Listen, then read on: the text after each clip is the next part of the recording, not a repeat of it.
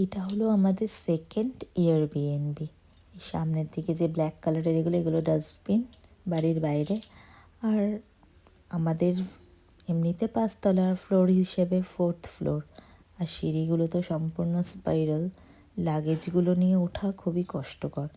এই বাড়িতে তবে একটা ভালো ব্যবস্থা কি, এদের নিচে ওয়াশিং মেশিন আছে আর একটা রুম আছে যেখানে কিনা অনেক লকার রাখা আছে। লকারগুলো অনেকই বড় বড়, তো যদি মনে হয় কোনো লাগেজ ঘরে রাখা যাবে না তো ইজিলি লকারে রাখা যায়। তবে সেটা তখনই ইজি হবে যদি নিজেদের কাছে পার্সোনাল লক কি থাকে। আর যদি লক কি না থাকে তখন একটু রিস্কি হয়ে যায়, রাখা যায় কিন্তু একটু রিস্কি। তারপর তো সিঁড়ি থেকে উঠেই মানে দরজা দিয়ে ঢুকতেই এই সাইডে রাইট সাইডে রয়েছে লিভিং রুম কাম কিচেন, আর লেফটে হচ্ছে ওয়াশরুম রয়েছে আর বেডরুম। এটা ছিল আমাদের লিভিং রুম, ছোটো মতো একটা ডাইনিং টেবিল। আর এই জানলা দিয়ে তো সোজা যেটা দেখা যাচ্ছে ব্ল্যাক মতো, ওটা তো মিউজিয়াম। তো এইখানে একটা ছোট টিভিও আছে। আর রুম হিটার তো লিভিং রুম আর বেডরুম দুটো রুমেই রয়েছে। Electric kettle, coffee maker, microwave, আর এখানে তো গ্যাস ওভেন ইউজ হয় না, ইন্ডাকশান ওভেন, ফ্রিজ সব কিছুই রাখা রয়েছে মোটামুটি। তবে আমি তো অনেক কিছুই ইউজ করি না। আর এইটার মধ্যে যেমন অনেক প্লেট বোল ফুল রাখা রয়েছে, যদিও বা আমার এগুলো কোনো কিছুই লাগবে না, কারণ লোকেদের ইউজ জিনিস আমি ইউজ করাটা ঠিক পছন্দ করি না।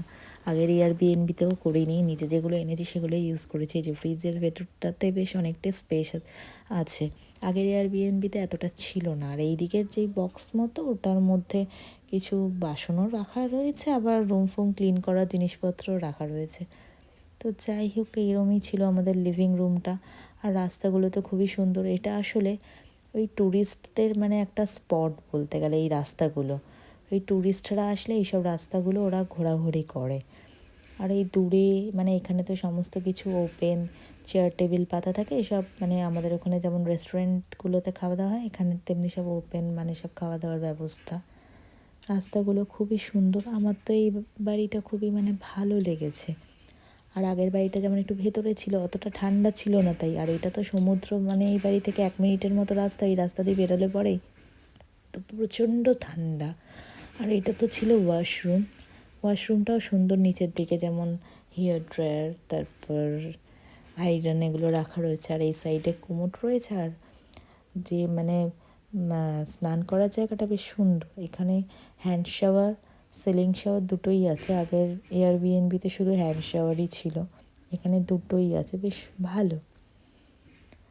তারপর তো এই ওয়াশরুমের পাশেই রয়েছে বেডরুম। এখানে যে বেডরুমগুলো যা হয়, মানে বেডের ওপরেও আর একটা বেডের মতো ব্যবস্থা থাকে, তো এখানেও তাই।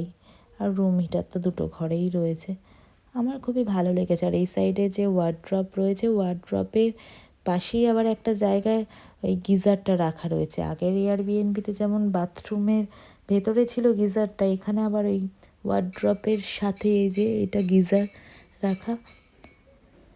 তো ভালোই, খারাপ না, ভালোই। আমার তো আগেরটার থেকে খুবই ভালো লেগেছে। আর এখানে এই যে কফিগুলো, এইগুলো হচ্ছে কফি, এগুলো গেস্ট আসলে পরে কিছু কফি এরা রেখে দেয় আর টিস্যু পেপার এই টেবিল ফেবিল ক্লিন করার জন্য। এই ছিল আমাদের সেকেন্ড এয়ারবিএনবি।